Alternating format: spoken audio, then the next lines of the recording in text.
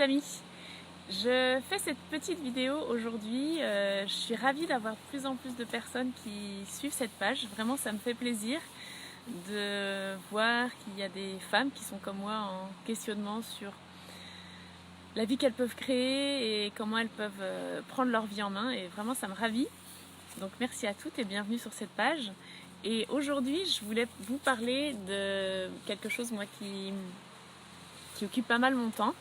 C'est mon agenda et la façon dont on gère notre agenda et la façon dont on gère notre vie. Et pourquoi c'est important de laisser de la place et comment est-ce qu'on peut faire pour laisser de la place dans notre agenda. Je suis une maman plutôt occupée, j'ai 2 enfants de 7 et 11 ans et aujourd'hui j'avais une journée vraiment chargée avec eux. On avait des rendez-vous médicaux, j'ai mon fils aîné qui va faire la cueillette des framboises comme petit job d'été. J'ai mon autre garçon qui avait des projets aussi d'achat pour faire une expérience scientifique. Voilà, on avait vraiment beaucoup de choses à faire et moi dans le même temps j'avais une formation à faire pour aller vendre des crêpes, et oui, sur un marché ici au Canada. Et en fait je me suis rendu compte que je n'allais pas pouvoir tout faire, j'avais encore plein d'autres choses à faire.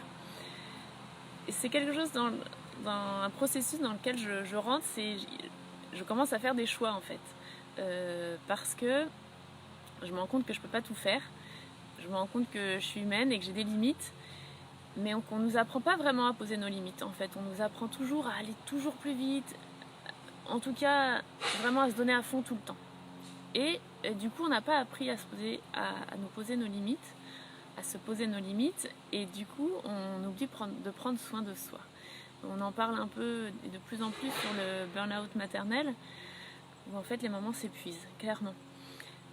Et je trouve que en fait dans cette surstimulation de notre agenda, cette surcharge de notre agenda en fait, on peut se dire ah, c'est difficile, je veux pouvoir tout faire et ça m'agace. On peut plutôt y voir quelque chose de positif et de se dire en fait j'ai l'opportunité de faire des choix. Et les choix, je suis forte de ça en fait. Je peux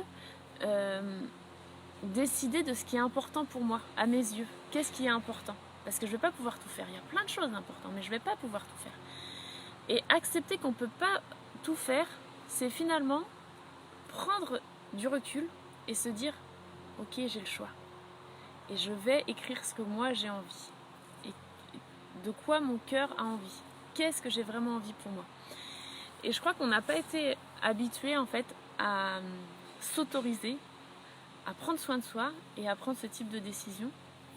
Donc voilà, je voulais vous confier ça parce que moi je suis en train de vivre ça et c'est vraiment plaisant. Je l'ai écrit hier dans mon journal. Je me suis dit waouh, je prends les choses en main et je fais mes choix.